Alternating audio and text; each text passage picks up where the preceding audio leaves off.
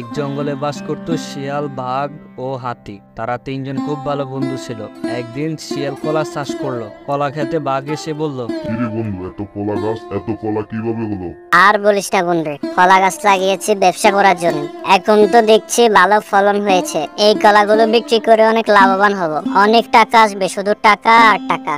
ভালোই তো বন্ধু, আমাদের কিছু দে, আমরা চাষবাস করে খাই, আমাদেরও কিছু টাকা পয়সা হোক। না বন্ধু, তোরা এই কাজ করতে পারবি না। তুই আমার বন্ধু, তুই পারলে আমি কেন পারবো না? দে না, কাজটা একটু শিখিয়ে চেষ্টা করে দেখি। পারবি না তুই বন্ধু, এখানে অনেক পরিশ্রম করতে হয়, আর এই পরিশ্রম করে চাষবাস তুই করতে পারবি না। তুই তো আমার বন্ধু, আমি তো তোকে চিনি, এই পরিশ্রম তোর দ্বারা সম্ভব না। তুই দিবি না সেটা বল, তুই বলস আমি পারবো না। এটা একটা অজুহাত তো, দিবি কিনা সেটা বল।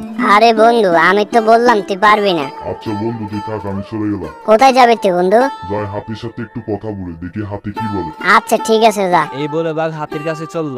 বন্ধু, আমি তোমাকে একটা বুদ্ধি শিখিয়ে দিই, আর তুমি চাষবাস করে টাকা কামাও আর আমার থেকে বড় লোক হও, তা হবে না।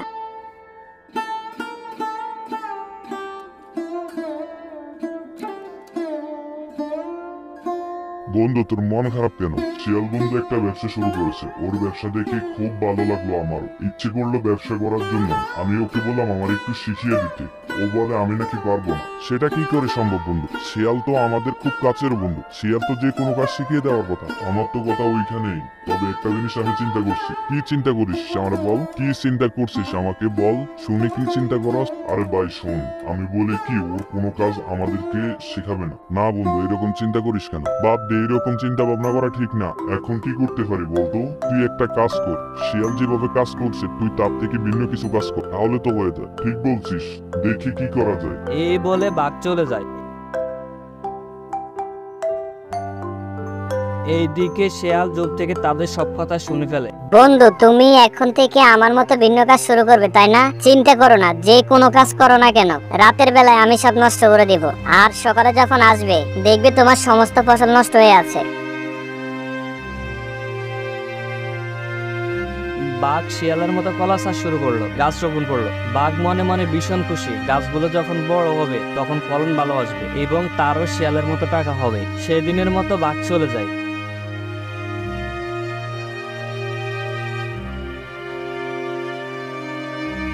পরের দিন বাঘ তার জমিতে এসে দেখে তার কলা গাছগুলো কি যেন কেটে ফেলছে। বাঘ সেখানে কাঁদতে কাঁদতে বলল, হায় হায়, আমার কলা গাছ কে কেটে ফেললো? আমার এত বড় সর্বনাশ কে করলো? আমি তো কারো কোনোদিন ক্ষতি করিনি, আর আমার তো কোনো শত্রুও নেই, তাহলে কে আমার ক্ষতি করলো? এই বলে কান্না করতে লাগলো। তখনই সেখানে হাতি আসলো। হাতি বাঘকে জিজ্ঞেস করলো, কি হলো বন্ধু, কান্না করিস কেন?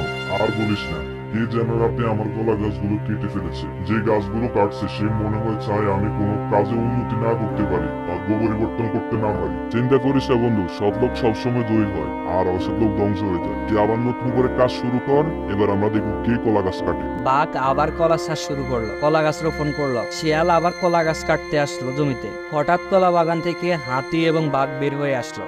বন্ধু, তুই এই কাজ করলি, তুই আমাদের বন্ধু, এটা ভাবতে আমাদের লজ্জা লাগে। আমরা তোর কি ক্ষতি করেছি যে তুই আমাদের এত বড় সর্বনাশ করলি? আমি তোদেরকে সবসময় হিংসা করতাম, হিংসার জন্য আমি কাজটা করেছি, যাতে করে আমার থেকে উন্নতি না করতে পারিস। এইসব হিংসায় আমি এমন করেছি। বন্ধু, আমারে মাফ করে দে না। তুই কোনো মাপ পাবি না। আজ থেকে তোর সাথে আমাদের সাথে বন্ধুত্ব এখানে শেষ। তুই আর কোনোদিন আমাদের সামনে আসবি না। যা, এখান থেকে চলে যা। না বন্ধু, আমারে মাফ করে দে, আমি আর কখনো এইসব করবো না। না, তোর কোনো ক্ষমা নেই। তুই আমাদের এত বড় সর্বনাশ করলি। যা, তুই আমাদের থেকে চলে যা। সেই থেকে তাদের বন্ধুত্ব নষ্ট হয়ে যায়। এইভাবে শিয়াল তার শাস্তি পায়।